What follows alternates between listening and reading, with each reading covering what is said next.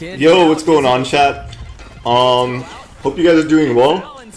So, today, we got 100 Thieves versus G2. So, this was the VCT Americas Grand Finals, the last two teams remaining. In case you guys didn't know, we got Masters coming up, Masters Shanghai. And, 3 teams from each region are going. The first Masters, it was only 2 teams, right? So, there's 4 regions. There's Chinese, Americas, EU, and then Asia, or like other Asia, that isn't China. First Masters, it was 8 teams, 2 teams per region. This Masters though, it's 12 teams, 3 per region. And both these teams already qualified, but the winner of this gets better seeding, right? Better seeding, I'm not quite sure what that means, but I think it means one of 2 things. Either the winning team gets to skip a bracket, or like a set, or a series, so they get to advance early, or they don't play day 1, they play day 2 only, or it could mean that they play worse opponents, so, or at least lower seeded opponents. That's what I'm guessing, at least in like a bracket style seeding style tournament setting, that's usually what it means. Who knows if that's actually going to be the case, but oh yeah, winner of this also gets a trophy, but both these teams are already qualified, both G2 and 100 Thieves, which by the way I'm really excited for. I know I'm not talking about the game at all, or watching a highlights video. I don't really have time, to be honest, right now, in case you guys didn't know, I just want to show it's 10:30. I have not uploaded a video today yet, so gotta keep the streak alive. You guys know how it is, 9 to 5, gotta keep things going every day, no breaks. Hour and a half left. Honestly, this video is probably going to be like 30 minutes. Take like another 30 minutes to render, but upload to YouTube and get checked and all that. So, yeah. We kind of just got time for highlights today. Sorry, guys. But tomorrow should be a League or Valorant video. I'm listening to a lot of hardstyle recently. I had a game where I was literally like blasting hardstyle music, and I won like most of my games, which is crazy that me blasting music, not hearing game audio, I win more games than when I actually like fucking try my absolute hardest. Anyways, guys, yeah, so I'll talk about this game in a bit. I just want to talk a bit about Americas and the leagues right now and the 3 teams going. So for those of you who don't know, the 3 teams going to this next Masters International Valorant event, the second Masters of the year, last Masters, and then after this is Champions, like in a few months, right? It's going to be G2, the 100 Thieves, and I'm not going to lie, I completely forgot the third one. It's not Loud, it's not Sentinels, it's not NRG, it's not MIBR. Oh, what's that other third team that's like really good? I actually don't remember. It's actually all 3 teams that are going I want to go, right? Oh, Leviathan. Yeah. So Leviathan. So these 2 teams in Leviathan, I'm not gonna lie, chat. So all 3 of these teams did not go to the first Masters. First Masters, it was it was Sen and Loud, right? And Sen obviously won Madrid, and Loud did okay. I'm pretty sure they did decently. They did better than the EU and Chinese teams, I think. Genji got second at the first Masters, I do remember that. But all 3 of the teams going, I think they're all very good. I think they all have kind of a chance to win the whole thing. I mean, Genji, Paper X are going again from EU, so it's gonna be kind of a loaded match. Sorry, a loaded series. I mean, 3 teams from each region, 12 teams, all very good. It's gonna be kind of hard. EDG going again.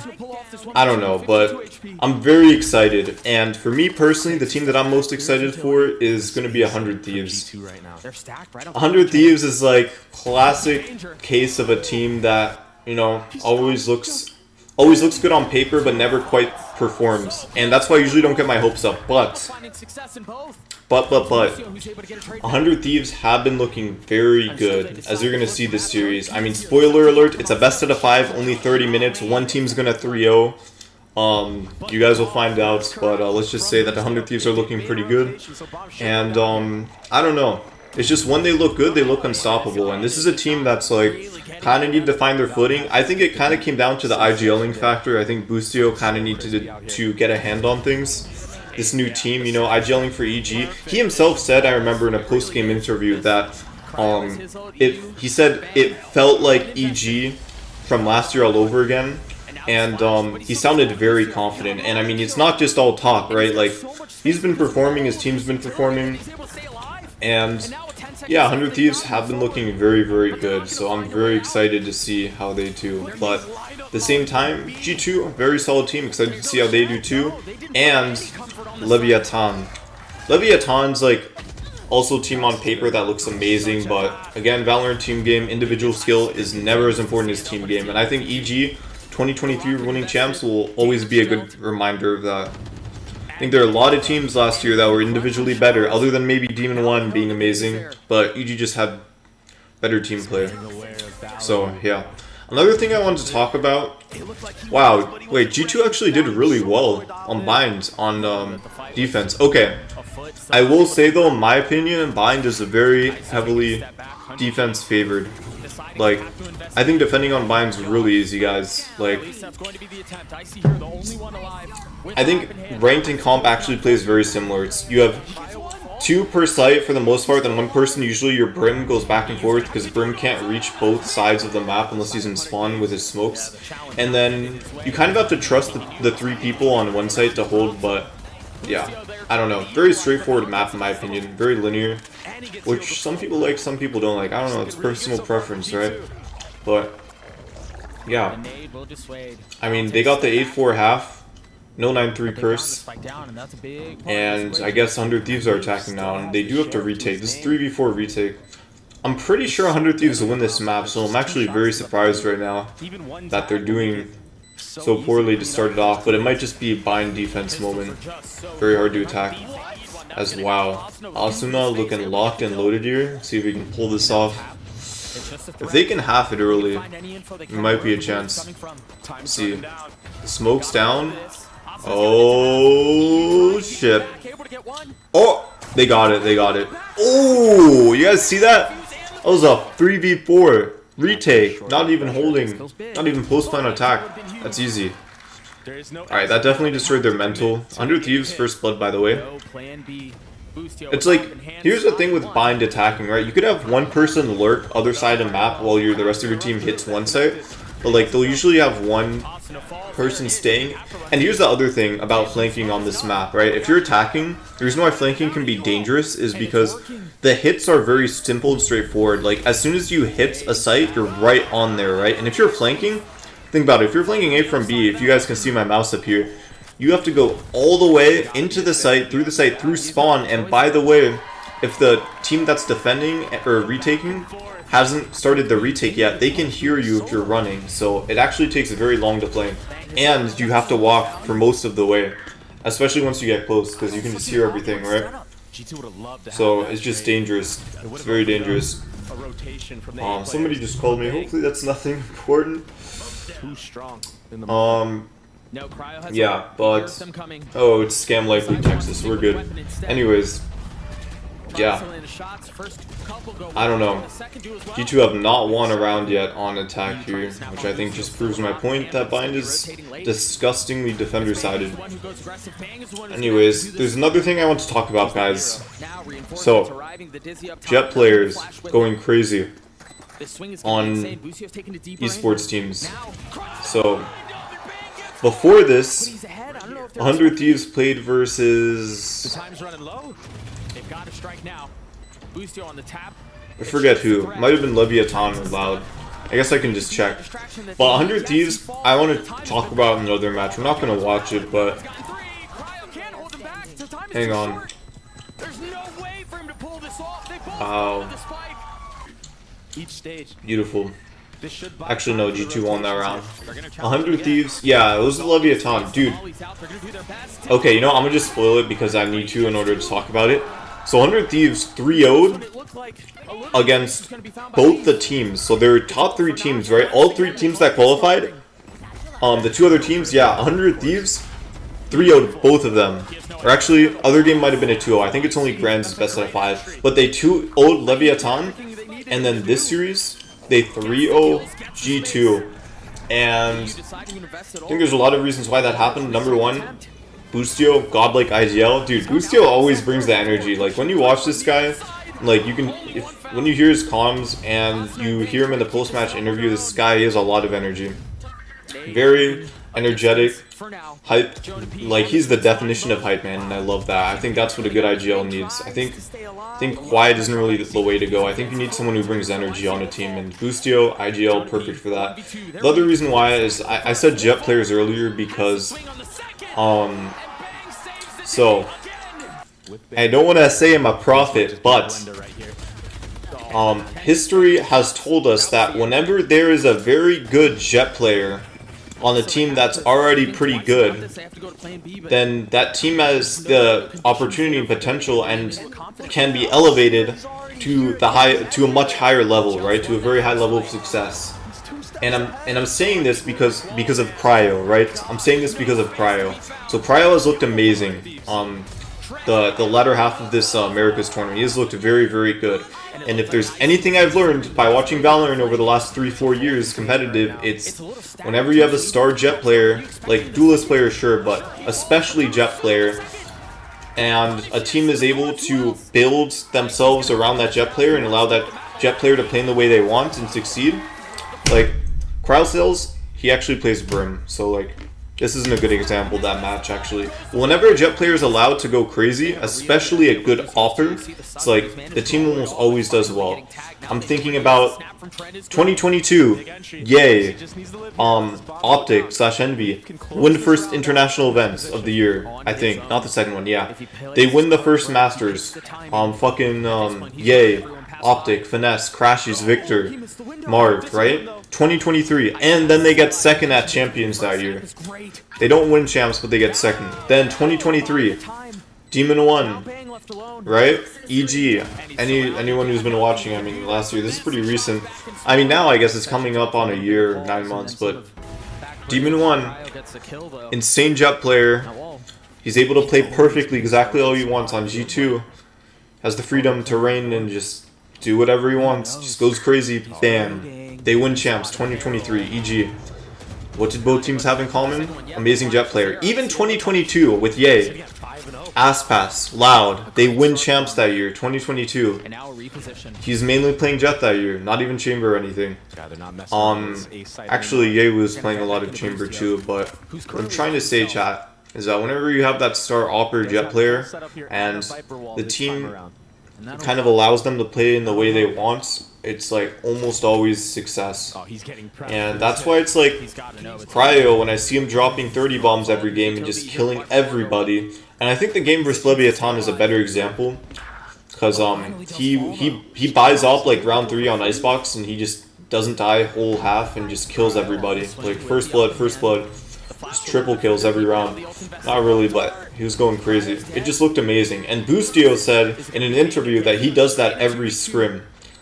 But they've only been able to show it on stage recently. So it's like, I don't want to hype things up too much, but if Cryo is able to play like that at this Masters, I think they have a shot at winning the entire event. But we'll see, because of course there are all the other regions, and this is only Americas.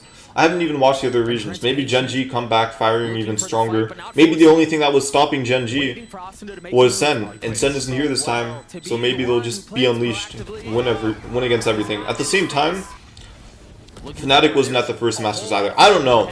It's hard to say anything because Valorant is just a volatile game, and so many teams that weren't at the first Masters of this year are going to be at this one. Like, for example, all the Americas teams are different this time, which is very surprising if you think about it. It just goes to show how hard it is to be consistent. Literally none of the team, Loud nor Sen, made it. And just all the other teams. Fnatic wasn't at the first Masters either. Maybe they'll win. Who knows? Nobody. But yeah, it's going to be hard, guys, to see or to kind of predict. Either way, I'm a bit of a 100T hype man this event. Kind of coping. I think Paper X also have the potential to do well. I think they always kind of get, not the short end of the stick, but they're kind of second place gods. They got pretty unlucky, I feel like, so.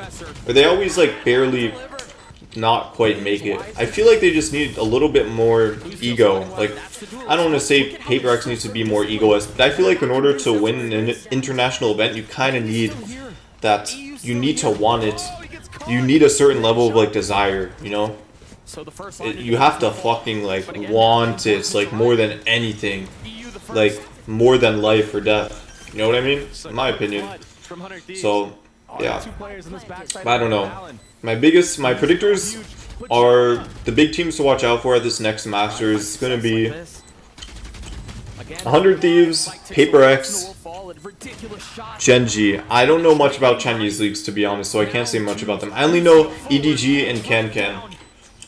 But I didn't really see him much at the first Masters. I actually have no clue how EDG did. I'm pretty sure they made it to Madrid. I like completely forget how they did though. I think they might have gotten out really early, unfortunately.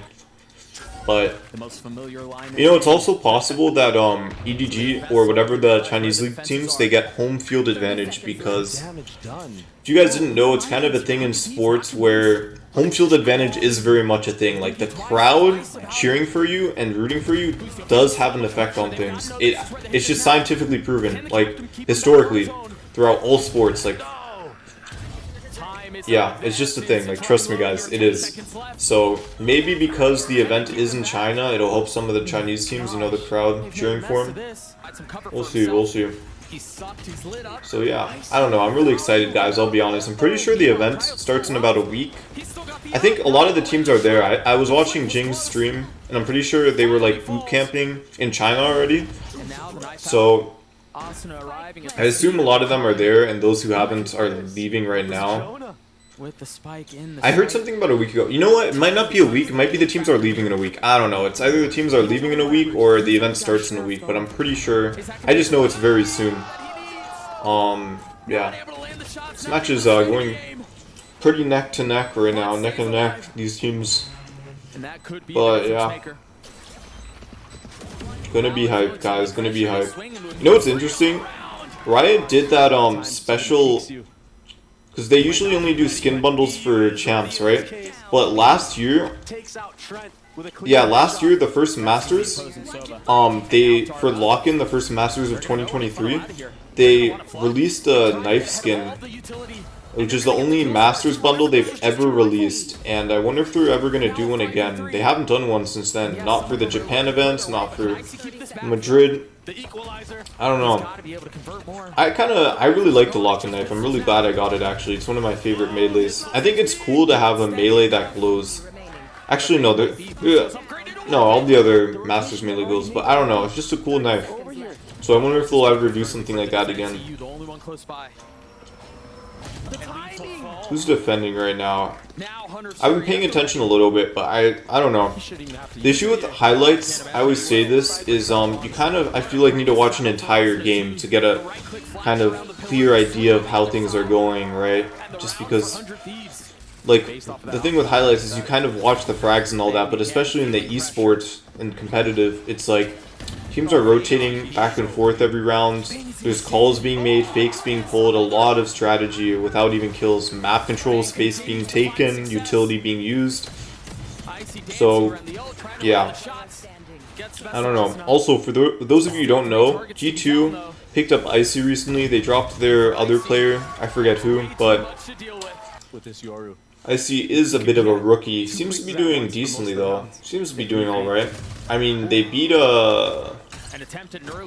they won with Icy against that other team. I forget who. I think it was NRG. I think G2 actually beat NRG. I think. And yeah, it seems to be alright. Just needs a little bit more experience, you know. Seems to maybe get a little bit nervous at times, but I think with experience he'll be fine. Apparently he might have even skipped tier 2. I don't know, this Icy guy. Who knows, he might be a crazy new player. I feel like there's a lot of rookies this year around, especially in terms of duelist players, jet players. We got Oxy as well, who's not a rookie, but I feel like we didn't really... No. I feel like he is a rookie, because I remember in Ranked Ladder, I always saw LFT Oxy, so I feel like he either signed this year... I think he was waiting for a tier 1 team, I'm pretty sure, for a while, even if he did play tier 2. I remember he was LFT for a while, so I feel like he was waiting for that kind of call from like a tier 1 team. Oxy looks very good too, by the way, just unfortunately Cloud9, you know, not qualifying. I don't know who beat them, but they just didn't make it. Meanwhile, Leaf is just toggling the door up and down as best as he can. 1v3 retake here from Leaf. The realization of what's taking Unwinnable. place is sinking in. Unwinnable. He's the safety valve. Oh, he turns around. Tagged. Wow, 11 to 6. Well played by Icy to respond. That's a weapon upgraded. So I didn't even talk about comps on Bind, but they were probably both playing the same thing. So Viper got nerfed, guys, for those of you who are living under a rock. She only has 1 molly now. She has less fuel, I think, for her wall, and just some overall changes. She can't pick up orb anymore, that's the other big thing. But I think Viper is still being picked in majority of maps in pro play. Just goes to show how strong she was. Like, I mean, think about it. Every ability, literally every ability across the kit got nerfed. I forget, other than maybe the ults, but everything else, huge nerfs, right? Oh, wait, they're playing pre-patch. Wait, she still has 2 mollies. Okay, never mind, never mind. I guess they're not playing on the most recent version. I was gonna say. Either way, I still think we're gonna see a lot of Viper because I think that's what teams have been practicing with. And I still think she's just really strong on certain maps. One being this map, Breeze. I just think she's too strong. So this is a map point here for 100 Thieves.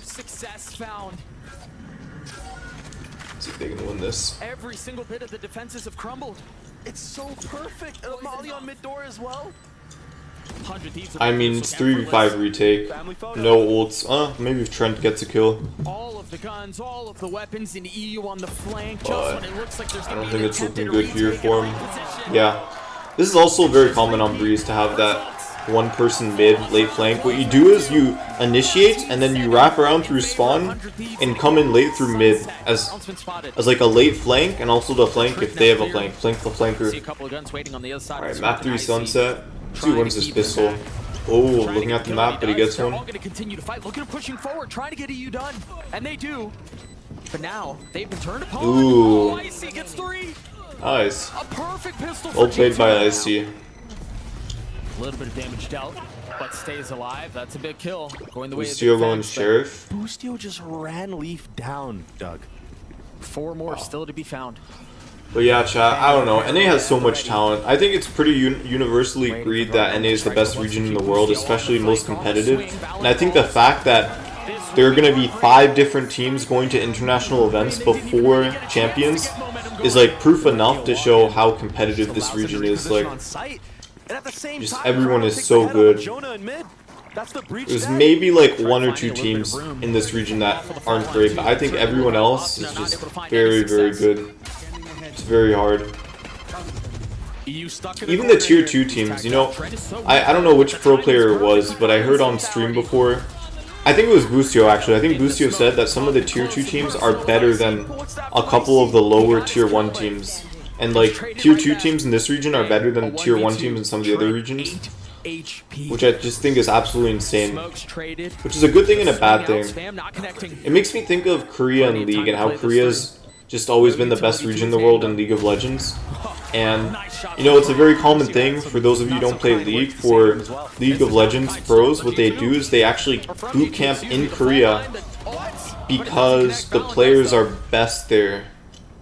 They're ranked, the pro teams, everything. Ranked is, it's the hardest ranked region in the world, and I actually don't know if Americas is the hardest ranked region, but I do know that the pro teams are probably the best. I mean, and Boostio's doing a bit of the same. Also just as of late, right? I mean, we won 2023 champs, we won the first Masters, so yeah, I mean, Boostio's about to be overwhelmed. USA doing pretty well. And bit off a bit too much. More than he It's kind of nice to have an esport as like an American esports enjoyer that we can actually like dominate in. It's like pretty rare to see because CS:GO it's like Europe. Fighting games, it's like South America and Korea, and then League, it's Korea and China. Like, it feels like the US doesn't really have like an esport that they're the best in the world at until Valorant, right? Everything else just feels like we're worse. I mean, obviously, like League mainly, we've never won a world championship or an MSI, pretty sure. But I mean, hey, here we are. A few years into Val, and we already got a world champ win. Or sorry, they call it champs. They don't call it worlds in Valorant. So it feels pretty good. But the By the way, I don't know how I feel about Yoru on Breeze. I see some teams running it, but it never looks good. I think it's one of those scrim bait kind of picks. Because I remember NRG ran Yoru at least once on Breeze, and I think it was actually Ethan who was playing Yoru for NRG on Breeze. Didn't look great last game. I think it was Icy playing Yoru on Breeze. Wow, that is disgusting. What an eco. I'm pretty sure that was an eco. Boostio said Sheriffs are OP in this game, but yeah, guys, I don't know. Yoru is just one of those champs that I think you have to one trick or like have a specialist. Like, you guys remember how Paper X kind of hired like a Gecko specialist when he first came out? Before any teams were playing Gecko, they like, I forget if it was Mon yet or someone else. Might have been someone else. But Paper X were playing Gecko before anybody played him, before he got buffed or anything like that. I feel like if a team wants to run Yoru, I think they need to get like a specialist, like, I don't know, hire Eggster or something. I mean, that guy hits rank 1 every season. So yeah. Anyways, Gecko's still so broken, by the way. Best agent in the game, like, not even close in my opinion. Even better than Riz. Especially due to the fact that you can get your ult points while you're ulting for the next ult, even if it's the first time. First of all, you can use ult twice. Like, when you activate it, you can use twice in one round, and after the first time you activate it, it already counts towards your ult. So theoretically, you can ult every other round if you get kills with it, which is insane. But you can. Or maybe even every round if you like get 3-4 kills every round in orb and plant. Fuse. They're both just insane agents. If G2 go forward. The potential for disaster. That was a risky ult. See G2 here preferring Breach, and 100 Thieves preferring Silva for their second initiator. Cryo has to take a step back. I feel like a lot of teams pick Breach too, but he also doesn't really look that good. Still think Silva's really strong. Still think teams can play Silva. Still seems really good. Oh, I remember seeing this actually live on stream. G2 have found a timing. They've found some space mid. 100 Thieves normally have someone watching it, but they found the window, and they're gonna punish. I don't know, chat. When Boostio looks good, it feels like whatever team he's IGLing just looks good. We saw it with Demon 1, now we're seeing it with Cryo. And by the way, like, I swear to God, chat, Bang, like, top 5 aimer in the world, no joke. 100T Bang, this guy is insane. Like, 100 Thieves hasn't done well in recent times, but like, this guy's aim is like actually insane. Bang's aim. I feel like he's very underrated. Maybe not like the best in terms of ability use, in terms of controller players. Granted, he's still very good, but in terms of like aim, it's like Loud less, right? He's insane. He wins so many fights. The nade will be good, and Cryo will too.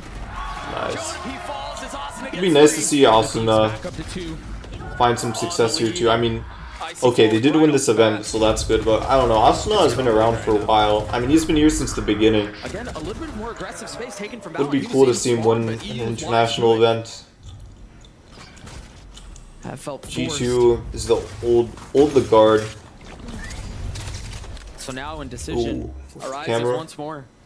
You didn't find Weird seeing Leaf playing other champs, because he used to always just be a jet main. TPing back into spawn. Where do you go from here? I don't know.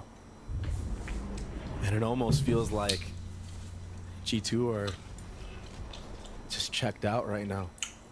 G2 checked out. No one was there to help Icy on that. I like this mid lurk. I think this is a good thing to do on Sunset, because if you get mid control here, you can just creep out into spawn. Yeah, and then you could go A or B. And then you can lurk spawn and enemy team has. What? Wait, what just happened? I think they just didn't clear an angle. Pretty sure. Let's see. Okay. So Asuna heard them and they just didn't clear. Okay, so now I can actually use this in my ranked game. So I guess they can't see your head. That was a good blind, by the way, from Cryo. Hang on here, we can't think about that right now. The paranoia is so good. We're not even seeing Cryo on Jet. I guess he mainly plays Jet on Icebox and Breeze, and maybe This map he plays Just when it feels like they may have had Gecko, and then on Bind he plays Brim. You know what? The other thing I really like about the timing could not have been better. 100 Thieves is they have a star Jet player, but they also have a star Raze player. So it's like they have someone for each one of those roles. I feel like it's very rare, not just in rank, but just in general, to find someone who's very good at both Raze and Jet. I feel like they're extremely different agents. They both play very differently. Aspas is the only person I can think of that can play both Jet and Raze at like the top level, right? And I feel like one of the issues with NRG was that they had Demon 1, who's a very good Jet player, but I just don't think Demon 1 really plays Raze, and I don't think he's that great of a Raze player. I love Demon 1, but he just can't really play Raze well. And NRG has crashies, but I think his Raze knowledge is a little bit outdated, so I think that's why NRG kind of struggled, by the way. This year is like, we're in a Raze meta, you need a good Raze player, or else you're just not going to succeed. I think NRG didn't really have that, so it was hard for them. But you know, nice about 100 Thieves is you have one of the best Jet players in the world, and you also have one of the best Raze players in the world. And then you combine it with, you know, godlike IGL, Bang, and EU. I don't know much about EU either, but seems like another one of those initiator players that are under the radar, kind of like Calm. Like, maybe he doesn't do anything flashy, but he's very reliable, holds space well, gives good information, just performs when he needs to, consistent. Consistency is something that's very underrated in Valorant, very important. By the way, Thieves like destroying this map. 12 to 4. Sheesh. See what I mean? Like, this team looks pretty good, chat. They look pretty good. That's why I really want to see what they're able to do at Masters Shanghai. By the way, guys, I don't know if you guys saw, but the Valorant China capsules, the VCT China capsules, were finally released in the shop, and I was so excited because I think the banners or the player cards for the teams are really sick, but the capsules that were released for the Chinese teams, what the heck? Goofy little right-click kill there. They don't have player cards. The Chinese teams the China team capsules, they only have the classic skin and the buddy. And in my opinion, the best part of these team bundles is the player card. So I think the classics are all kind of branded the same, but the player cards, they're the unique part, and they're kind of what allows you to support the team, right? In my opinion, the coolest thing, especially the artworks, the uniqueness, and the story. Because like every player card from every team has like symbolism behind it, right? But the Chinese bundles, they don't have one, which I think is a bit of a mistake by whoever was in charge. I think I know why. I think it's because they released very late into the season, so probably just wanted to get them in the shop, and they may have not had enough time to communicate with the teams and get a player card. But either way, it would be cool if they like maybe eventually added in late, or maybe next year they have it, because makes feel bad for the Chinese fans or the fans of the Chinese teams. Either way, they're in the shop now, so if you want the classic or buddy, I guess you can get them. Bit of a fake comeback here by G2. Still getting the kill onto Asuna. Playing his life perfectly. G2 holding the line here. They are holding the line. Okay, maybe a real comeback. Hey, my bad, G2. Dude, I agree with Busio. Deagle is like broken in Valorant. Like, if you have good aim, if you're playing under the assumption that like everyone hits headshots, it's like basically as good as a Vandal, right? At most distances, just one tap anyways. Especially when moving and strafing is so broken. By the way, if you guys aren't strafing yet, like, strafing is a must, chat, in Valorant. You need to be able to strafe in this game. Alright, and there you have it. 100 Thieves win. Wow. Just looking at the combat score, yeah, like, maybe you, this guy, this Canadian man, doesn't have amazing combat score, but if you're communicating well, holding space, it's like, even if it doesn't show in the assists, the kills, it's like, you can actually provide a lot of value, right? I see doing the best on his team, actually, so well played by him. But, yeah, both Raze players doing well.